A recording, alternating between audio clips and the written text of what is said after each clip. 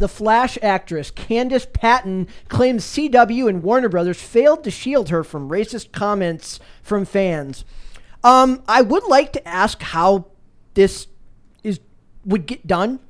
Like, I'm actually literally they have to spot her looking at her phone and then dive in front of it, grab it from her, and then smash it into the ground. I kind of like and that. then run it over. Like, I'm one, like, okay, look, we have a show. We are not the Flash here, and I am certainly not as good looking as Candace Patton. But, you know, people say negative stuff about us.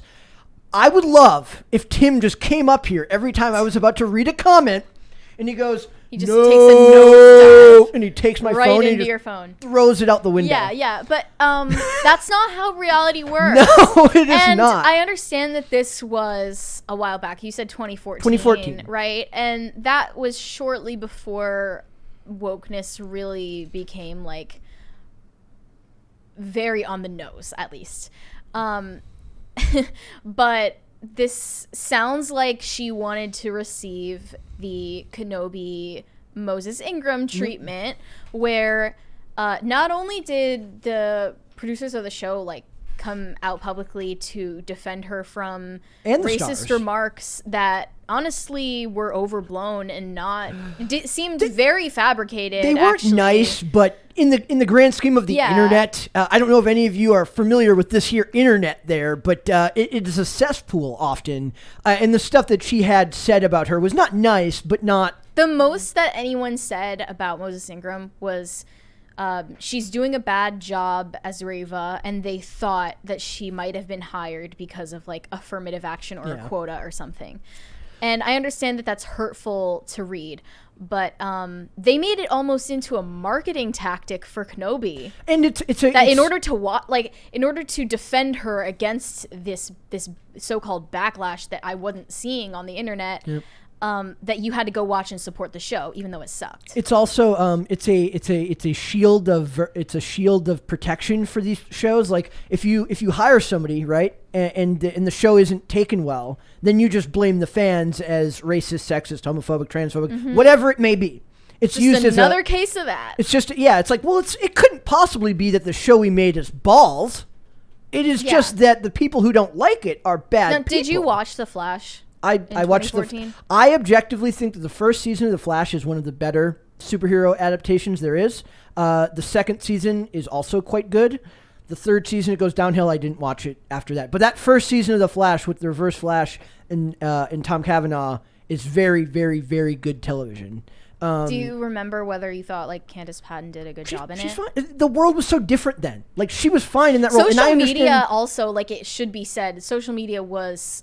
It wasn't exactly Wild West in 2014, but it was a lot closer to that than it is today. So let's see what she says. Almost 10 years ago.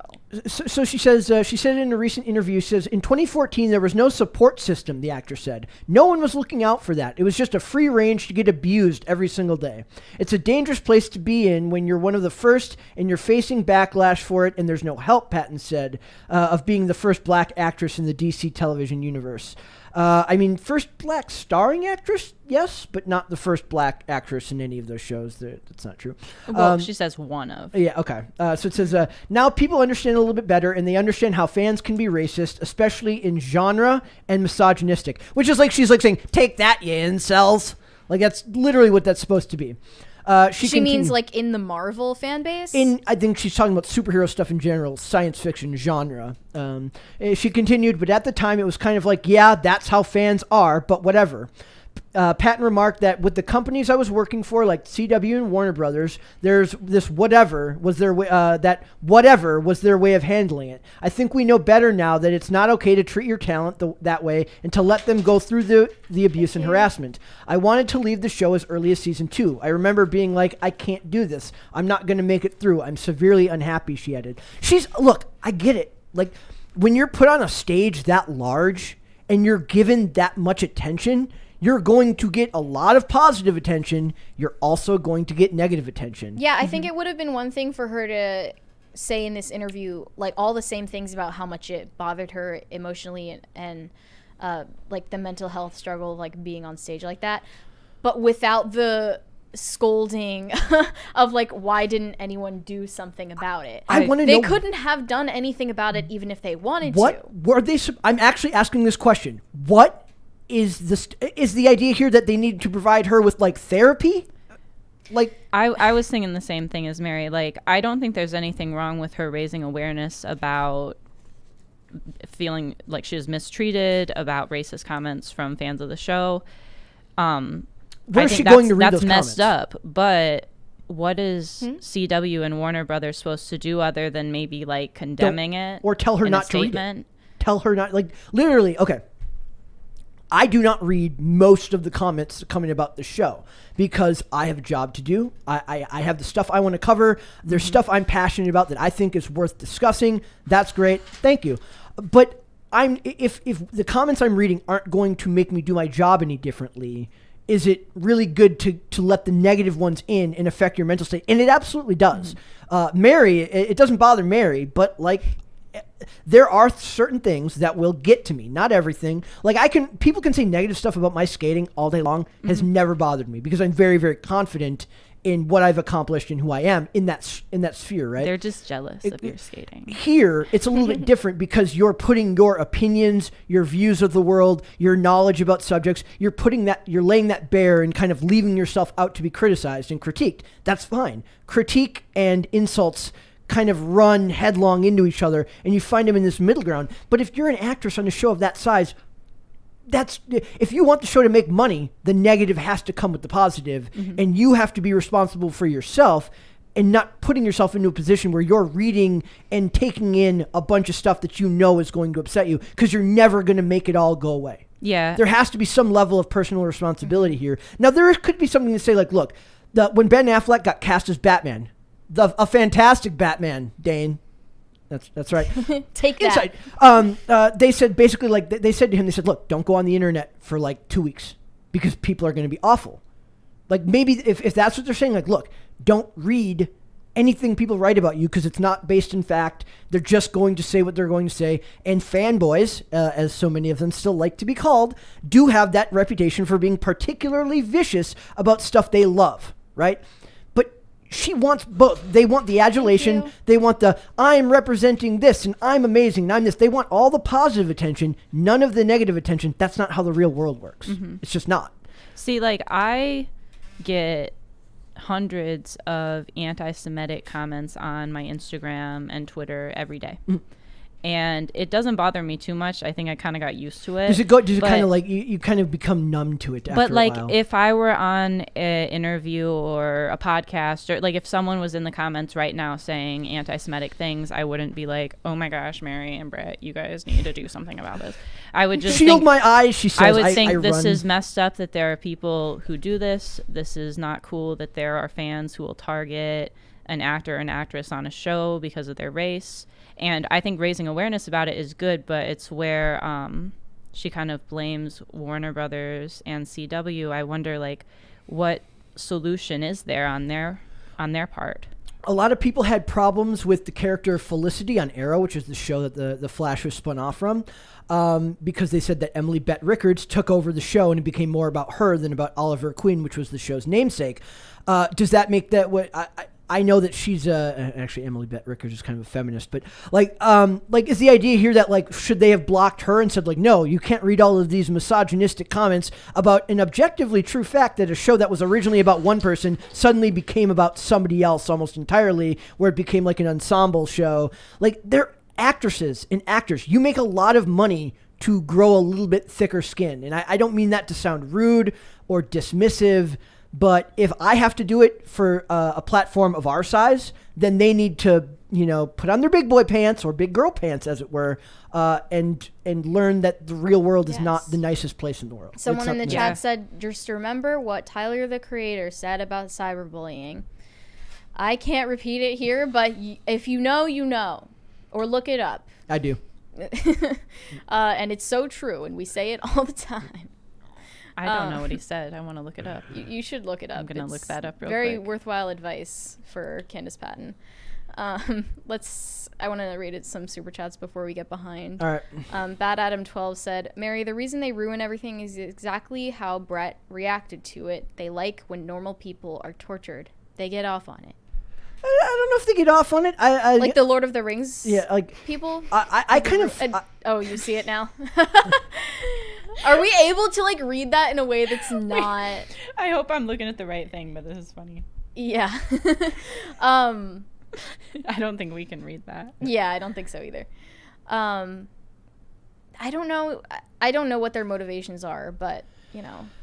It's like certainly disturbing. I kind of go between the two realms of like, do they hate you? I think that a lot of the actors, it's not that they hate you, it's that they kind of that they think that they're more talented or better than a lot of people. I don't think the producers maybe they are more talented, but I don't think the producers or the creators think about us at all. I think they want to create their own thing, and they see us as like an obstacle. Yeah, exactly. I don't think rather than the vehicle that they can actually make a living off of that. Exactly. Like doing what they love to do. I can imagine it would be frustrating though to be a black actor, actress, or a minority on a show and being targeted by a ton of the fans. And does that make? But what can you do about it other than ignore it and go on being successful and not letting it? They have crapped on everybody who's ever played Joker, everybody who's ever played James Bond, everybody who's ever played Batman for a lot of reasons. I kid you not, at one point they said that Daniel Craig couldn't play the James Bond because James Bond isn't blonde. They get mad at these actors. Yes, it sucks that they're insulting your immutable characteristics. That does not make the insults that the other people suffer any less awful for them to have to hear. Right, but racism and going after someone for their race or ethnicity is a different thing too. But still, like, I think it's more of a being disappointed in the actors and members of society who behave that way than having your job do anything about it. What is there to do other than not look at it?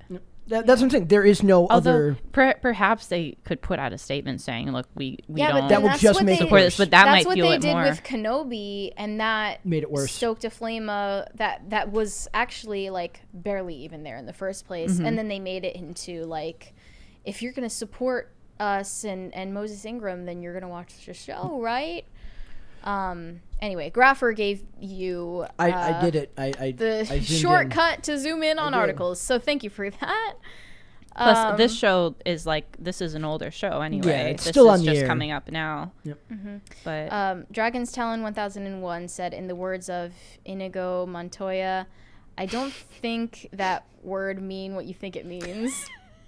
Just because she's a bad actor has nothing to do with R. And they didn't put any examples of like stuff that was said. I like the Princess Bride reference. Yeah. They didn't put any like examples of of stuff that was said to her, but I don't doubt that stuff got said. Oh, I believe, but, if but she's I saying also, there's racist comments, I believe that there are racist comments. But I also believe that a lot of people could just be like, look, she's horrible. First of all, Iris West, from what I understand, was not a black character in the comics, so they were probably annoyed that they race swapped the character. And that can be taken. Even back in 2014 when that was like hardly. Well, another thing, was the character a redhead? I don't know if Iris is. No, I don't believe so. Okay, but that is a we were talking trend, about though, that downstairs. The ginger side. Redheads get killed off or swapped out for different people, and people don't like that. So the ginger side is very much a real thing. So fans were upset because the character was cast as someone of a different race who didn't look. I'm assuming that would have been the initial critique. Wouldn't have just been she's bad and she's this. I'm guessing it's like, this is not what Iris West looked like. Yeah, that's a problem. And see, that's the problem. They will label that as being racist when it's not. Not being happy that the character doesn't look like it's supposed to look in the comics. Yeah. It's not inherently bad. And I'm one of those people. It doesn't a lot of times for me doesn't bother me. Like, I know that's not something that really bothers me about the comic and the character. But when they brag about casting, but when they brag about it and they're like, look what we're doing for representation by just not creating new characters or not using a different character that actually looks like that, but then talk about it like they're doing some great thing for society. That's when I get annoyed. That's when I get very, very frustrated. Mm-hmm. Bad Well, I Ap- mean, sorry. I was just Sorry. going to say, but regardless of someone's race, if they play the character the best. Yep. Well, like I said, depending on if it's like if it's super important to the character, it's usually I just hate it when they brag about it because I hate Hollywood virtue signaling. But When it's almost like they're like the queer baiting thing, but a different form. Yep. And in 2014, it was different. I mean, like I said, like I don't think like it wouldn't have mattered. Like I wouldn't have cared because I it just wasn't. don't think that they would have replaced a black character in the comics with a white actor. I wonder would never how that happen. would go. It would go terribly. I wonder what the response to that would be. They changed the in the first Doctor Strange movie. They changed the Ancient One from it was supposed to that character is Tibetan, and China said nope for that movie. So they used Tilda Swinton. Oh, okay. So. Interesting. Bad App said something mean, so I'm not going to read it. Ha ha. But, like, moral of the story. Anyway, Caper2X said, Sir Brett, we need a chicken Brett, a chicken Mary, and a chicken Taylor for chicken PCC cartoon. All this sadness and angst are bummers. We could ask Kent to make us That would be funny. a chicken episode of this I show. want to voice a chicken. That'd be so fun. I could do that. I would love to be a chicken. I I feel so And we would get, inspired like, by all the chickens here. feed guns instead of money guns in Ooh. the Chicken City universe. It'll be like it's the multiverse of Chicken City. we'll have our own chicken party. Yeah. Jeffrey Max said Thor, Love and Blunder. Whoa, you totally own them. Totally jumped the shark. They tried too hard to be funny, and many jokes were dumb, and the wokeness was overwhelming. Very disappointing movie. I wouldn't say the wokeness was overwhelming, but it was definitely in there. From What was I very understand, intentional. too many jokes. The jokes are just in Marvel movies, they're straight up childish. Yeah. Like, they're just not funny. Yeah. It seems, just based on what I'm hearing, that they haven't really committed to one audience. Like, if they're going with the childish humor, but then trying to throw in some You're more riding risque in a stuff carriage and on swearing. a rainbow pulled by screaming goats. And you're saying the S Like, word. let's throw some profanity in that It's scene. just like the That'll be ultimate, appropriate. like extended adolescence millennial entertainment. Like, stop. They will never grow up. Stop doing this to me. They will never grow up. So annoying. There was one more there. Oh, was there? Yep. MC said, don't forget, they changed a Scottish redhead queen from history to be a black woman instead. Who was that? Are they talking about Anne Boleyn? Was Is that she Scottish? I don't know. I just know that they made. I've been watching. That was definitely one example. I've been watching a show called. I've been in a documentary phase lately. Like I'm like, what's the most like inoffensive, like just fun like not fun, but like chill Sunday entertainment. I was watching Secrets of British Castles. I love the narrators of like 2000s British documentaries. I love it. About like current events problems. Like if it's like something about nutrition or like anything like that. If it's a British narrator, I love it. And that's what this is. This is a guy named Dan Jones, and he's basically talking about like British castles. It has like nothing to do with the castles. It's all about like the history in the castles. I didn't really care about the history in the castles. I wanted to hear about the actual castle. But the point is, he was also a producer on the Anne Boleyn TV show, which they race swapped Anne Boleyn because they're like it's a story about love and this and that. And I'm like, it's a real person. You can't do that. That's not a thing. Oh, so they changed an actual historical based on figure, a real person, and made them black because it's 2022 and history is what they tell it to be. Why don't they make more movies about black historical figures? That you are. That's a good question. And cast them with black actors. Your lips to God's ears. Which means that the day I get to play Martin Luther King Jr. It's coming. It's coming. It's inevitable. Anything's possible. Anything's at this point. It could happen. Maybe I'll play Martin. James Orenthal. Anything goes now. said, I'll see Inigo Montoya and Ray's Inconceivable. Also, I guess graduated cylinder when Carter gave it to Hannah Claire. Marry Kauai and Midwest. Be smart. Thank you.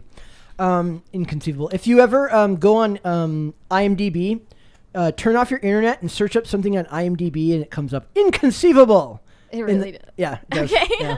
Fun fact for the day. Thanks for watching this clip, guys. If you want to see full episodes or follow us on social media, links are in the description below. Bye. Bye.